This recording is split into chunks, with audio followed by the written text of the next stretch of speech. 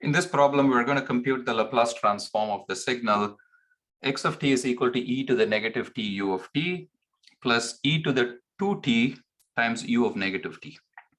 And we're also going to determine the region of convergence of the Laplace transform. So the way we're going to do that is to compute the Laplace transform of each one of these two terms and then add their Laplace transforms. We can do this because the Laplace transform is linear. So when we add two signals, the Laplace transform of the sum is the sum of the Laplace transforms. Now, computing the region of convergence requires a little more thought, and we'll get to it in a few minutes.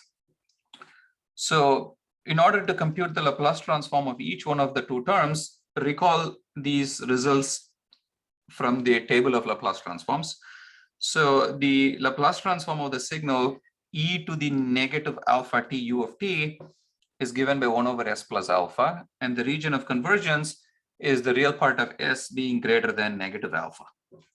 So to compute the Laplace transform, I'll call it L of, meaning that's the Laplace transform of e to the negative t u of t, we can simply plug in alpha equal to 1 into this entry. So that tells us that this is going to be 1 over s plus 1, and that the region of convergence is the real part of s being greater than negative 1. Similarly, for the second part, e to the 2 times t u of negative t, we could use this entry with alpha being negative 2. So the Laplace transform of e to the 2t u of negative t will be given by negative 1 over s minus 2, because this corresponds to alpha being negative 2. And notice that there is a negative in the front, and that's how we get the negative 1 in the numerator in the Laplace transform. And the region of convergence for this part is you want the real part of s to be less than negative alpha, which is 2. Right? Now, let's try to sketch the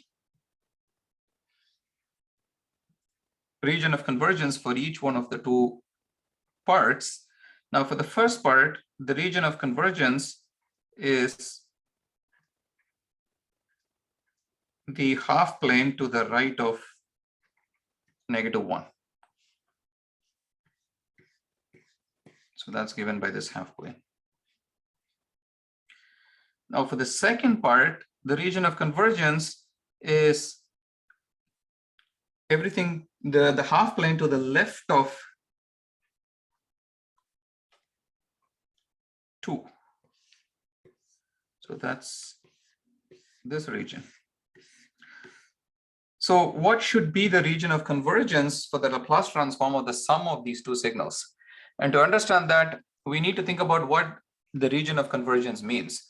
So if you pick an S from the region of convergence, you would want the Laplace transform of each one of these two terms to be evaluatable. You would want the integral to converge. You would want it to be evaluatable, right? So what the region of convergence of the individual signals is telling you is this: if you pick the real part of s to be greater than negative 1, the Laplace transform of the first term will converge. If you pick the real part of s to be less than 2, the Laplace transform of the second part will converge. Since you want both of them to converge, the region of convergence is the intersection of the two regions.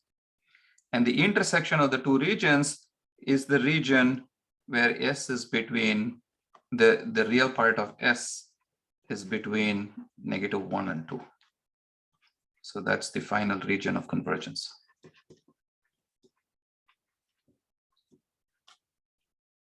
If we call this region as R1 and we call this region as R2, then the region of convergence is R1 intersection R2. And the Laplace transform itself, x of s, is simply 1 over s plus 1 minus 1 over s plus 2 And indeed, we can simplify this. And we would get 1 over, oh, I'm sorry, it's s minus 2. So we have s minus 2 minus 1. So this is -3 divided by s plus 1 times s minus 2.